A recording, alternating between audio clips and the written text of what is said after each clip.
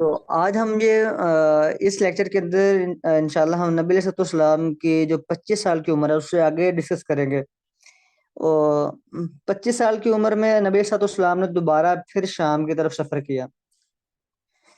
شام چونکہ اس وقت کا ایک معاشی ہب بھی تھا، ایک بہت بڑی معاشی منڈی تھی شام۔ تو لوگ اپنا سامان تجارت سارا شام لے کے جایا کرتے تھے، پوری دنیا سے لوگ اپنا سامان تجارت شام کو لے کے آیا کرتے تھے۔ تو شام سے قافلے، عرب کے لیے بھی قافلے شام سے آتے تھے۔ عرب کو دو تین جو بڑی منڈیاں لگتی تھیں، ان میں سے ایک شام تھا، دوسرا یمن تھا۔ تو جو زیادہ جو تجارتی قافلے جو بڑے تھے وہ شام کی طرف جایا کرتے تھے۔ تو جو اس سفر کا مقصد وہ بھی مال تجارت تھا۔ تو نبی علیہ السلام 25 سال کی عمر میں دوبارہ شام گئے، اور وہ حضرت ختیجہ رضی اللہ عنہ جو مکہ کی کافی بڑی مالدار خاتون تھیں، ان کا سامان تجارت لے کے گئے ساتھ۔ تو حضرت ختیجہ یہ بھی قریش کی تھیں۔ تو جب انہوں نے دیکھا کہ نبی علیہ السلام نے سامان تجارت کے اندر بڑی دیانتداری اور امانت کے ساتھ سارا حساب کتاب آگے بتایا ہے اور اچھا خاصا منافع کما کے دیا ہے ان کو، سیدہ ختیجہ کو، تو انہوں نے جب دیکھا کہ بھی اتنا سمجھدار انسان، اتنا ذمہ دار، اتنا دیانتدار، اور پھر ہر لحاظ سے خوبصورت، پھر خوبصورت پہ ہر لحاظ سے بہترین انسان ہے۔ تو سیدہ ختیجہ یہ بیوہ تھی ان کی جو ہے، تو انہوں نے پھر نبی علیہ السلام کو نکاح کا پیغام بھجوا دیا۔ تو پھر اسی پیغام کے نتیجے میں نبی علیہ السلام نے جو ہے حضرت ختیجہ سے نکاح کر لیا۔ تو انہی دنوں جب یہ معاملہ ہوا، انہی دنوں مکہ میں سیلاب بھی آیا، اور سیلاب کے اندر اور پھر مکہ کے اندر نا جو مکہ سے مراد بیت اللہ کے اندر نا ان ظالموں نے، کفار مکہ نے نا اپنا مورتیاں سجائی ہوئی تھیں، اور پھر کچھ سونے کی چاندی کی مورتیاں بھی بنا کے رکھی ہوئی تھیں ان لوگوں کی، جو لوگ ولی تھے ان کی نظر میں، ولی گزرے تھے، تو ان کی تشبیہ ہیں، ان کی جو ہے نا وہ بنا کے رکھی تھی انہوں نے مکہ بیت اللہ کے اندر، اور ان کی عبادت کیا کرتے تھے، اور کہا کرتے تھے کہ ہم تو ان کو صرف ذریعہ سمجھتے ہیں، یہ جو مورتیاں ہیں، یہ جو مورتیاں، یہ وہ جو گزرے ہیں پہلے لوگ جو فوت ہو گئے ان کی تشبیہ ہیں۔ تو ان مورتیوں کو اس طرح قیمتی سامان وہ کعبہ کے اندر رکھتے تھے۔ تو پھر سیلاب کے پانی چوروں کے خوف سے دیواروں کو جو ہے کعبہ کی دیواروں کو پختہ اور اونچا کیا گیا۔ تو جب یہ کام ہوا، جب تعمیر ہوئی کعبہ کی، تو پھر جو حجر اسود تھا اس کے رکھنے کے اوپر جھگڑا شروع ہو گیا تمام قبیلوں کا آپس میں۔ تو نبی علیہ السلام نے یہ کیا کہ ابھی سب قبیلوں کا بھی ٹھہر جاؤ۔ اب ہر قبیلہ ہی چاہتا تھا کہ میں حجر اسود کو پکڑ کے نا اس کی جگہ پہ نصب کروں۔ تو اللہ کے نبی نے ان کا فیصلہ اس طرح فرمایا، کہا کہ سارے قبیلے والے نا اکٹھے ہو جاؤ، اور ایک چادر بڑی منگوائی، چادر کے درمیان میں حجر اسود رکھوایا، اور کہا ہر قبیلے کا سردار اس چادر کے نگروں کو پکڑے اور لے آئے حجر اسود کی جگہ کے اوپر۔ تو وہ لے کے آئے، تو پھر اللہ کے نبی نے وہاں سے پتھر کو اٹھا کے، حجر اسود کو اٹھا کے اس کی جگہ پہ نصب کر دیا۔ تو یہ چیز ظاہر کرتی ہے کہ 25 سال کی عمر میں نبی علیہ السلام ہر لحاظ سے بہترین مدبر، بہترین تاجر، بہترین انسان تھے، اور بہترین منصف بھی تھے 25 سال کی عمر میں۔ آج ہم دیکھیں ہماری عمریں کتنی کتنی ہو گئی ہیں، ہماری عمر 25 26 28 سال، یا کوئی 25 سے قریب ہونے والا یا ہو چکا ہوا ہے۔ تو وہ دیکھیے کہ کیا وہ اس لیول کا ہے کہ وہ کسی بڑے معاملے میں، کسی بڑے مسئلے کا کوئی فیصلہ کر سکے، اس لیول کا ہے، یا وہ انٹلیکچوئل لیول اتنا شاندار اس کا ہے کہ وہ ایک بڑا بزنس مینیج کر سکے۔ ٹھیک ہے، یہ وہ کچھ ذاتی خصوصیات اور خوبیاں تھیں جی جو نبی علیہ السلام کے اندر 25 سال کی عمر میں بہترین حالت میں موجود تھیں۔ تو یہ اس حوالے سے بھی ہمیں دیکھنا چاہیے۔ اچھا، پھر آگے بات آ جاتی ہے ابراہیم علیہ السلام کی دعا اور عیسیٰ علیہ السلام کی بشارت۔ تو یہ جو قرآن مجید میں نا دعا کی تھی، یہ دعا اللہ تعالیٰ نے قرآن مجید میں نقل کر دے، جب ابراہیم علیہ السلام اپنے بیٹے اسماعیل علیہ السلام کو رمہ حاجہ کو چھوڑ کے گئے تھے مکہ کے اندر، جو ہم پیچھے پڑھ چکے ہیں، تو انہوں نے کہا تھا کہ یا اللہ ان کی نسلوں کے اندر نا ایک بہترین ایک ایسا زبردست نبی بھیج جو ان کو تعلیم دے، قرآن کی حکمت کی تعلیم دے، ان کا تزکیہ کرے، ان کو گناہوں سے پاک کرے. تو وہ یہی آئے تھے، ربنا بعث فیہم رسولا منہم یتلو علیہم آیاتی ویزکیہم ویعلمہم الکتاب والحکمہ. یہ مکمل آیت ہے یہ والی. تو اس آیت کو جو ہے نا آپ لوگوں کو یہ یاد ہونی چاہیے یہ والی آیت، کہ نبی علیہ السلام کے بارے میں ابراہیم علیہ السلام کی جو دعا تھی وہ کیا تھی. ٹھیک ہے. اس نے پھر عیسیٰ علیہ السلام نے بھی نبی علیہ السلام کے آنے کی بشارت دی تھی. جو ہے نا اس صف کے اندر آئی وہ مبشرا برسول یاتی من بعد اسمہ احمد، کہ میرے بعد جو نبی آئے گا نا میں جس کی بشارت دے رہا ہوں اس کا نام احمد ہوگا. ٹھیک ہے. ان کے بارے میں نبی صلی اللہ علیہ وسلم کے حدیث ہے، انا دعوت ابی ابراہیم و بشارت اخی عیسیٰ ورؤیت امی حین ولادتی مارات، کہ میں اپنے باپ ابراہیم کی دعا ہوں، اپنے بھائی عیسیٰ کی بشارت ہوں، اور اپنی ماں کا سچا خواب ہوں. ٹھیک ہے. اب آگے ہم یہاں پہ ایک اور بات آ جاتی ہے، رسول اللہ صلی اللہ علیہ وسلم کی ایسی 5 صفتیں جو قرآن بیان کرتا ہے. تو ابھی قرآن اللہ کے نبی کو کیا کہتا ہے؟ شاہدا و مبشرا و نذیرا وداعیا الی اللہ باذنہ وسراجا منیرا. تو قرآن کہتا ہے کہ اللہ کے نبی شاہد بھی تھے، گواہ تھے، حق و باطل کے اوپر گواہ تھے. مبشر تھے، خوشخبری دینے والے لوگوں کو، جنت کی خوشخبریاں، رب کی رحمت کی خوشخبریاں. اور نذیر تھے، رب کے عذاب سے ڈرانے والے. اور داعی اللہ تھے. یہ سب سے بڑی جو چیز ہے وہ داعی اللہ ہے. داعی اللہ، اللہ کے دین کی طرف دعوت دینے والا. یہ بہت بڑا سٹیٹس ہے، ایک بہت بڑا یہ ایک بہت بڑی چیز ہے. ہر بندہ اس لیول پہ داعی اللہ کے لیول پہ نہیں پہنچ سکتا. اور یہ جو داعی اللہ میں ساری خوبیاں ہوتی ہیں، وہ گواہ بھی ہوتا ہے حق و باطل کے اوپر، وہ خوشخبری دینے والا بھی ہوتا ہے، وہ ڈرانے والا بھی ہوتا ہے، وہ روشن چراغ بھی ہوتا ہے جو داعی اللہ ہوتا ہے. ٹھیک ہے. تو یہ آج آپ بچوں کی اسائنمنٹ بھی ہے کہ داعی اللہ، اللہ کی طرف دعوت دینے والا، اس کی خوبیاں کیا ہوتی ہیں. اور اللہ کی طرف دعوت دینا، داعی اللہ ہونا، انسان کے لیے اس کا داعی اللہ ہونا، دین کی دعوت دینا کتنا ضروری ہے اور یہ کتنا بڑا فرض ہے. یہ 3 سوال میں نے بتائے ہیں، یہ اسائنمنٹ ہیں، یہ نوٹ کر لیں آپ، کہ دعوت دین دینا کتنا بڑا فرض ہے پہلا. دوسرا یہ آج کے دور میں دعوت کا کام کرنا کتنا ضروری ہے. اور تیسرا یہ کہ داعی اللہ کی خوبیاں کیا ہوتی ہیں. سمجھ آ گئی؟ یہ فرض کتنا بڑا ہے. نمبر 1 یہ کویسچن بچے نوٹ کر لیں. نمبر 2 یہ کویسچن کہ داعی اللہ جو ہے اس کی خوبیاں کیا ہیں، اور آج کے دور میں دعوت کا کام کیسے کرنا ہے. ٹھیک ہے. یہ 3 کویسچن ہیں، ان کے اوپر بچوں نے اسائنمنٹ بنا کے دینی ہے. لاسٹ ٹائم جو میں نے اسائنمنٹ دی تھی عقیدہ کی، وہ سارے بچوں کی اسائنمنٹس بن کے میرے پاس نہیں آئی. وہ انشاءاللہ ہم عقیدہ کلاس میں اس چیز کے اوپر بات کریں گے، پوچھیں گے کہ آپ بچے کیوں نہیں اس کے اوپر خیال کر رہے. بچوں یہ بات ذہن میں رکھیں کہ ہمارا منہاج السنہ بنانے کا مقصد، اور آپ سب بچوں کے لیے، خاص طور پہ یونیورسٹیز اور میڈیکل کالجز کے اسٹوڈنٹس کے لیے، پروفیشنلز کے لیے، یہ کورس ڈیزائن کرنے کا مقصد کیا تھا. ہم چاہتے ہیں کہ ہمارے ایسے ڈاکٹرز ہوں، ہمارے ایسے انجینئرز ہوں، ہمارے ایسے پروفیشنلز ہوں جو اپنی اپنی ڈگری کے ساتھ، ڈاکٹر ہونے کے ساتھ ساتھ عالم بھی ہو، انجینئر ہونے کے ساتھ عالم بھی ہو، وہ اپنا کسی بھی فیلڈ کا پروفیشنل ہے، اس کے ساتھ ساتھ وہ ایک عالم ہو، اور ساتھ ساتھ وہ داعی الی اللہ بھی ہو. کیونکہ ہم یہ کہتے ہیں کہ کتاب اللہ میں مسلمان، ہر ایک مسلمان کی ذمہ داری ہے کہ اس کو داعی الی اللہ ہونا ہوگا. اور یہ چیز ہمارے معاشروں میں، ہمارے بچوں کو، ہمارے خاندانوں میں، ہماری فیملیوں میں یہ چیز نہیں پڑھائی جاتی، نہیں سکھائی جاتی، اس چیز کی تعلیم تربیت نہیں دی جاتی. تو بھی زندہ اگر رہنا ہے مسلمان کے طور پہ تو آپ کو دعوت کے میدان میں آنا پڑے گا. تو ایک مسلمان کا داعی ہونا یہ سب سے بڑا فرض ہے اس کے لیے، جب وہ مسلمان اپنے آپ کو اسلام کے تابع کر دیتا ہے. ٹھیک ہے. تو داعی الی اللہ، اگر ایک مسلمان ہے وہ داعی نہیں نہ ہے تو اس کے اسلام کو فائدہ نہیں ہے.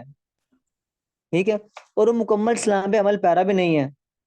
یہ انشاءاللہ آپ یہ اسائنمنٹ تیار کر کے لے کے آئیں گے میرے پاس، تو میرے پاس اسائنمنٹ آئیں گے، پھر اس پہ انشاءاللہ کمنٹس پاس کریں گے، پھر میں آپ کو اس کے اوپر انشاءاللہ تھوڑی سی وضاحت سے سمجھاؤں گا.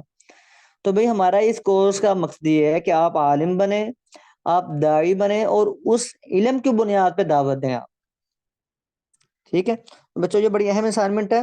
میں دوبارہ آپ لوگوں کو بتا رہا ہوں، یہ آپ کو جو اسائنمنٹ ہے میں دوبارہ اس کو ریپیٹ کر رہا ہوں. پہلی یہ چیز کہ جو داعی ہے، دعوت کا کام کرنا کتنا بڑا فرض ہے. ٹھیک ہے، دوسرا آج کے دور میں دعوت کا کام کیسے ہوگا، اور تیسرا کہ داعی اللہ کی خوبیاں کیا ہوتی ہیں. ٹھیک ہے، چلے ہم آگے بات کرتے ہیں کہ امت عربیہ کو رسول اللہ کی ضرورت تھی صلی اللہ علیہ وسلم. ضرورت تھی، نبی کے بغیر کیسے یہ امت گمراہی سے نکل سکتی تھی. ٹھیک ہے، اور نبی کی بھی ضرورت تھی، اور نبی کے ساتھ بہترین کتاب کی بھی ضرورت تھی، وحی کی بھی ضرورت تھی. وہ آسمانی کتاب جو اس امت کا کلچر ڈیفائن کرے، اس امت کا رول اینڈ لا ڈیفائن کرے، اس کی ضرورت تھی. تو وہ کتاب اللہ کی صورت میں، قرآن کی صورت میں ہمیں مل گئی ہے. تو نبی علیہ السلام کو جو نبوت ملی ہے وہ 40 سال کی عمر میں ملی ہے.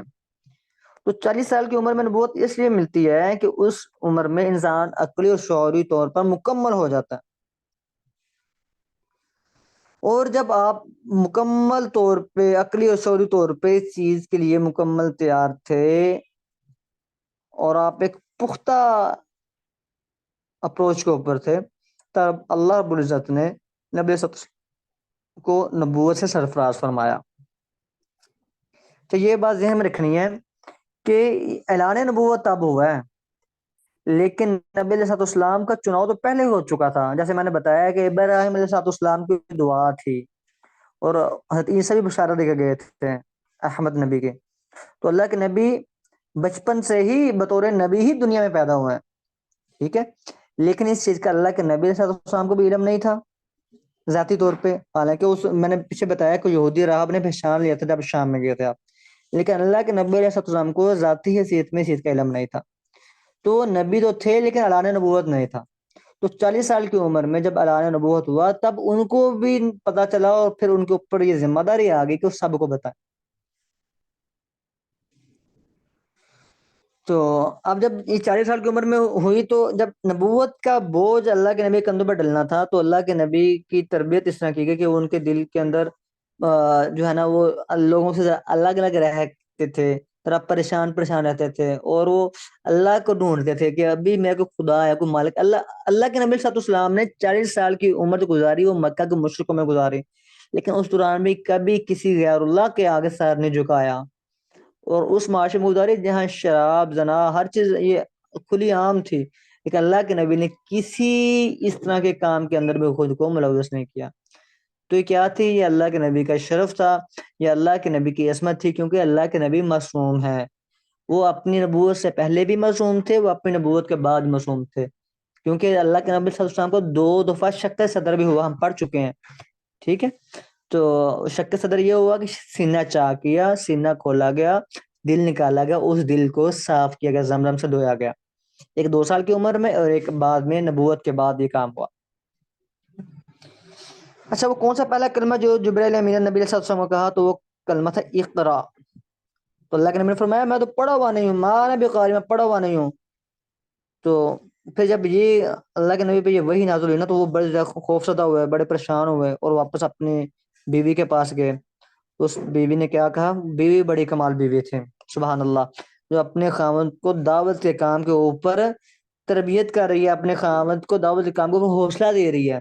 ایسی یہ حضرت خدیجہ کی یہ نبی علیہ السلام کو حوصلہ دینے کی جو سیرت ہے وہ ہمیں یہ بتاتی ہے کہ بیویوں کو، عورتوں کو، اپنے خامدوں کو، اپنے بھائیوں کو، اپنے بیٹوں کو دعوت کے کام میں آنے والے مسائل پہ حوصلے دینے چاہیے. فرمایا کاللہ واللہ لا یخزیک اللہ ابدا، کہ بھی اللہ کی قسم اللہ تعالیٰ آپ کو ہرگز ذل و رسوا نہیں کرے گا. سبحان اللہ، کیسے زبردست تسلی تھی بیوی کی طرف سے خامد کو.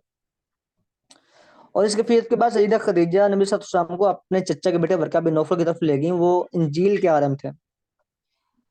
وہ انجیل کے عالم وہ نصرانیت کے اوپر تھے، تو ان کو جب بتایا کہ بھئی یہ معاملہ ہوا ہے ان کے پاس اس طرح وہی ہے، ورقہ بن نوفل نے کہا اچھا اگر یہ معاملہ ہوا ہے جیسے آپ نے بتایا تو بھئی سمجھ لو یہ تمہارے اوپر وہی لے کے آیا جو موسیٰ اور عیسیٰ علیہ السلام پہ لے کے آیا تھا وہی، اور تم نبی بن گئے ہو، اور یہ وقت بہت جلد آنے والا ہے کہ جب تم دعوت کا کام کرو گے، اپنے لوگوں کو دعوت کے کام کے لیے لوگوں میں محنت کرو گے اور لوگوں کو اللہ کی طرف بلاؤ گے تو تمہارے لوگ تمہیں تمہارے اس شہر سے نکال دیں گے۔ اللہ اکبر۔ تو نبی صلی اللہ علیہ وسلم بڑے پریشان ہو گئے کہ بھی 40 سالوں میں مجھے اس شہر کے لوگوں نے محبتیں دی ہیں، میں ایک بڑا اعلیٰ حسب نسب والا ہوں، میں بڑے شرف کا مالک ہوں، میں تو میرے لوگ، میرے چچا ماما، میرے پھپھے تائے، یہ کیسے مجھے نکال دیں گے یہاں سے؟ فرمایا ہاں نکال لیں گے، جب تم دعوت کا کام کرو گے، جب تم توحید کے اوپر لوگوں کو توحید کے اوپر کھڑا کرنے کی کوشش کرو گے، ان کے ادیان باطلہ کو رد کرو گے، ان کے غلط عقائد کا انکار کرو گے، ان کے غلط عقائد سے نکالو گے، تو وہ لوگ لازم تمہاری مخالفت کریں گے۔ تو یہ بھی وقت پھر آیا بعد میں، پھر جب نبی علیہ السلام نے دعوت کا کام شروع کیا تو سب سے پہلے ابوبکر صدیق رضی اللہ عنہ نے مردوں میں سے اسلام قبول کیا، عورتوں میں سے ام المؤمنین سیدہ خدیجہ نے اسلام قبول کیا، اور بچوں میں سے علی بن ابی طالب رضی اللہ تعالیٰ عنہ نے اسلام قبول کیا۔ اور پھر جب شروع میں دعوت کا کام ہوا تو پھر 3 سال تک دعوت کا کام پشیدہ رہا۔ پھر اللہ کے نبی کو حکم ہوا اعوذ باللہ من الشیطان الرجیم فاصدع بما تؤمر واعرض عن المشرکین، اور جو تم کو حکم ملا ہے اللہ کی طرف سے لوگوں کو سنا دو اور مشرکوں کا ذرا خیال نہ کرو۔ جب یہ کام کیا تو اللہ کے نبی نے پورے ڈنکے کی چوٹ پہ دعوت توحید کا سبق سنایا، پھر مخالفتیں دشمنیاں پہ باہر آ گئیں۔ تو مردوں میں سب سے زیادہ جو رسول اللہ کو تکلیف دی وہ ابو جہل نے دی، جس کا نام تھا ابو الحکم عمر بن حشام نام تھا، لیکن جب اسلام کی مخالفت سے اس کو ابو الحکم کی جگہ، حکمت کے باپ کی جگہ اس کو کیا لقب ملا؟ ابو جہل کا۔ یہ جہالت کا منبع ہے یہ بندہ۔ میں پہلے بتایا کرتا ہوں ہمارا فرسٹ ڈے کا لیکچر وہ یہی تھا کہ جو علم ہے وہ وہی ہے، فَعْلَمْ أَنَّهُ لَا إِلَهَ إِلَّا اللَّهِ، جس بندے کے پاس وحی کا علم موجود ہے، توحید کا علم، توحید جس بندے کے پاس موجود ہے وہی بندہ ہی عالم ہے۔ اگر اس کے پاس توحید کا علم نہیں ہے تو جتنا مرضی پڑھ لکھ لے، وہ ڈاکٹریٹ کر لے، وہ پوسٹ ڈاکٹریٹ کر لے، وہ پروفیسر ہو جائے، وہ جو بھی ہو جائے، تو وہ جاہل ہے، جاہل اکمل ہے وہ، جس بندے کے پاس توحید کا علم نہیں ہے۔ تو ابو جہل پہ اس دور کا بہت بڑا عالم تھا، اس کو ابو الحکم کہا کرتے تھے، اتنا حکیم، اتنا دانا بندہ تھا وہ، لیکن جب اسلام کا رد کیا، جب توحید کا انکار کیا تو وہ کیا ٹھہرا؟ ابو جہل ٹھہرا۔ ابو جہل کا تعلق قریش کے قبیلے بنو مخزوم سے تھا، اور عورتوں میں سے رسول اللہ کو سب سے زیادہ تکلیف رسول اللہ کی چاچی ام جمیل نے دی۔ وہ ظالمہ ایسی تھی، اللہ کے نبی کے رستے میں کانٹے بچھایا کرتے تھے اور بد زبانی کیا کرتے تھے۔ اور جب اللہ کے نبی علیہ السلام نے دعوت کا کام شروع کیا تو جب جن جن لوگوں نے، چاہے وہ امیر تھے، غریب تھے، جب انہوں نے اسلام قبول کیا تو ان سب کو اذیتیں ملی، آزمائشیں ملی۔ اور وہ خاندان، جس خاندان نے رسول اللہ کے اوپر سب سے پہلے اسلام قبول کرنے پہ آزمائشیں، تکلیفیں سہیں، وہ حضرت یاسر کا خاندان تھا، وہ سمیہ کا خاندان تھا، ٹھیک ہے۔ تو جب ان کو تکلیفیں ملتی تو اللہ کے نبی جب ان کے پاس سے گزرے، ایک دفعہ اللہ کے نبی ان کے پاس سے گزرے تھے تو ان کو اذیت دے رہے تھے یہ ظالم، تو اللہ کے نبی نے فرمایا صبرن آل یاسر فإن موعدکم الجنہ، اے آل یاسر صبر کرو، تمہارے ساتھ جنت کا وعدہ کیا گیا۔ سبحان اللہ۔ وہ سمیہ اتنی قربانیاں اس اللہ کی بندی کی، اتنی قربانیاں اس دین کے اوپر، جب اللہ کا کلام سمجھ آ گیا، جب توحید سمجھ آ گئی، جب رسول اللہ کی رسالت سمجھ آ گئی، پھر وہ ڈٹ گئی۔ ایسی بندی کہ انہوں نے ظالموں نے اتنا ظلم کیا کہ اونٹ، دونوں ٹانگیں مخالف سمت میں اونٹوں کے ساتھ باندھ کے اور اونٹوں کا دوڑ لگوا دو دونوں طرف، درمیان میں نیزہ مارا اس ظالم نے اور اس طرح شہید کیا، چیر کے رکھ دیا گیا۔ اللہ اکبر۔ اس طرح یاسر کو بھی شہید کیا گیا۔ ان دونوں شہیدوں کے بیٹے بچے تھے عمار رضی اللہ عنہ، جو بعد میں وہ بھی شہید کر دیا گیا، لیکن وہ اسلام قبول کرنے کے بہت بعد کی بات۔ تو یہ وہ پہلا خاندان تھا جس نے اسلام کے نام پہ قربانی نشاتیں پیش کی۔ اللہ اکبر۔ آج ہمیں اسلام گھر میں بیٹھے بٹھائے اسلام مل گیا، ہمیں اس کی کوئی درد نہیں ہے، کوئی اس کی اہمیت کا اندازہ نہیں ہے۔ یہ وہ لوگ تھے صحابہ کرام، وہ ایسی بہترین جماعت کی. آج ہمیں بھی سوچنا چاہیے کہ میں نے کیا قیمت ادا کی ہے اسلام کی، اور جب مجھے یہ چیز بغیر قیمت کے مل گئی ہے تو کیا میرا حق نہیں بنتا کہ میں اس چیز کو آگے پھیلاؤں، آگے اس کے لیے دعوت کا کام کروں، اپنے آپ کو اس کے اسلام کے لیے اس طرح سے پیش کروں جس طرح صحابہ کرام نے پیش کیا تھا. پھر ان سارے مسئلوں کے بعد، ان ساری پریشانیوں کے بعد، ان شہادتوں کے بعد، اتنے شدید ظلم کے بعد پھر ہجرتوں کا موقع آ گیا. جب بہت زیادہ تنگیاں پریشانیاں بڑھ گئیں تو پھر نبی علیہ السلام نے صحابہ کو ہجرت کی طرف، ہجرت کا اشارہ دے دیا کہ آ جاؤ حبشہ کی طرف ہجرت کر دو.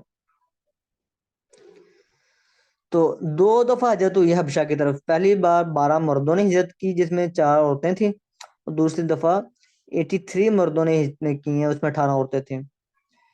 تو جب ہجرت کر کے یہ حبشہ گئے ہیں تو یہ قریش کے ظالم نجاشی بادشاہ جو تھا حبشہ کا، اس کے پاس پہنچ کے کہتے ہیں کہ ہمارے جو کچھ لونڈے ہیں، ہمارے بڑے غلط الفاظ استعمال کر کے ہمارے کچھ بگوڑے ہیں، کوئی ہمارے یہ جو ہے نا غلام بگوڑے بگوڑیاں ہیں ہمارے، وہ تمہارے پاس بھاگ کے آ گئے، تمہیں واپس کر دو.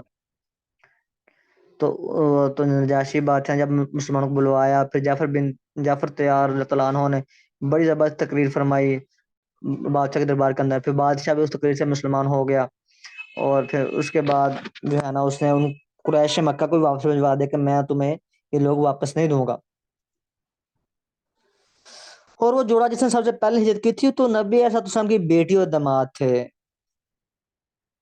یہ ہمیں بات سمجھنی چاہیے کہ اللہ کے نبی نے بذات خود اور اللہ کے نبی کے گھر سے اللہ کے نبی کی بیٹی اور داماد نے ہجرتیں کی ہیں اسلام کے لیے. اس لیول کی قربانیاں کہ اپنا گھر بار چھوڑ کے ہجرت کی، پہلے حبشہ کی طرف ہجرت کی سبحان اللہ، پھر مدینہ کی طرف ہجرت کی.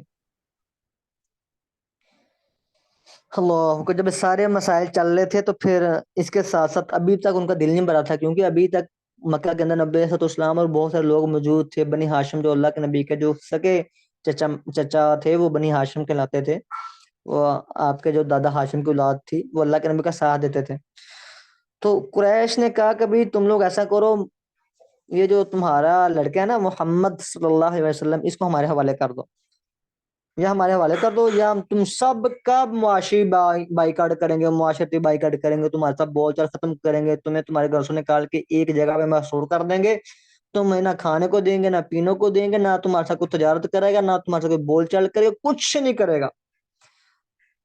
اس ساری چیزوں کے اوپر بنو ہاشم کے علاوہ باقی تمام قبائل نے، جو قریش کے جو چھوٹے چھوٹے جو اندر قریش سے جو نکلے ہوئے قبیلے تھے، جیسے بنو ہاشم تھا یہ قریش کی ایک شاخ تھی، اس طرح باقی تمام قبائل اور قریش کی شاخوں نے آپس میں معاہدہ کر لیا اللہ کے نبی کی توحید کی دعوت کے خلاف. یہ سب لوگ اکٹھے ہو گئے.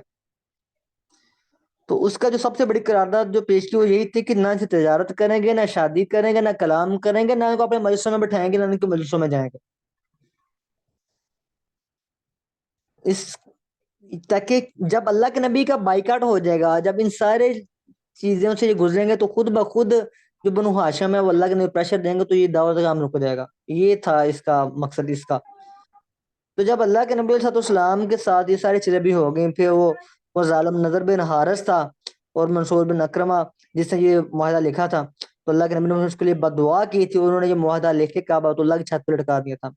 اور یہ 3 سال تک شعب ابی طالب میں پورے کے پورے بنو ہاشم کو محصور کر دیا گیا تھا. سبحان اللہ. وہ کیا دن ہوں گے، وہ کیا دن ہوں گے کہ جب نبی علیہ السلام اللہ کے نبی کے بھائی، اللہ کے نبی کے سگے بھائی تو نہیں، چچا زاد بھائی، بتیجے، چچا، چچیاں، سگی اللہ کے نبی کی ساری فیملی سگی، ان سب کو ایک جگہ پہ محصور کر دیا گیا. نہ ان سے کوئی بات کرتا ہے، نہ کوئی ان سے کوئی تعلق رکھتا ہے، نہ کچھ کھانے پینے کا ان کے پاس ہے، نہ کوئی باہر سے مکہ سے باہر کوئی تاجر آ سکتا ہے ان کے پاس. ہر طرح سے زبردست قسم کی ناکہ بندی اور ان کو نظر بند کر دیا گیا، کس وجہ سے کہ اللہ کے نبی دعوت کا کام کر رہے ہیں.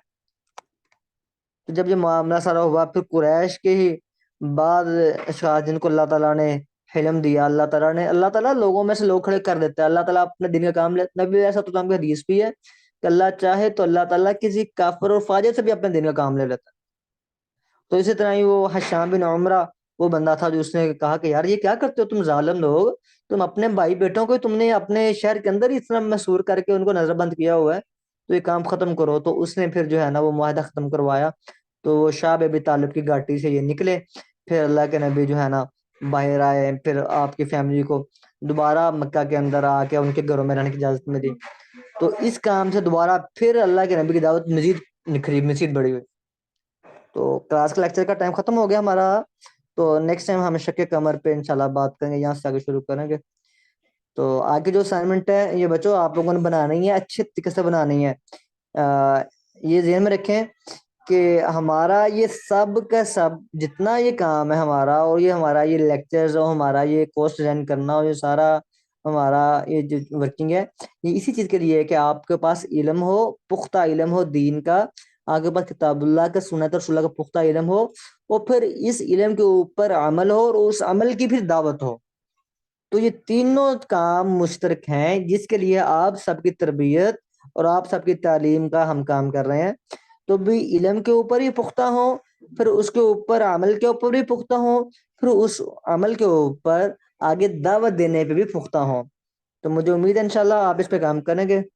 اسائنمنٹ بچے پوچھتے ہیں، تو وہی اسائنمنٹ میں نے بتائی ہے کہ جو رسول اللہ کی 5 خوبیاں تھی نا، تو اس کے اندر داعی اللہ کی بہت بڑی خوبی تھی۔ تو میں نے اسائنمنٹ یہ بتائی ہے کہ دعوت کا کام کرنا مسلمانوں کے لیے ضروری اور فرض کیوں ہے، پہلا کویشچن۔ دوسرا کویشچن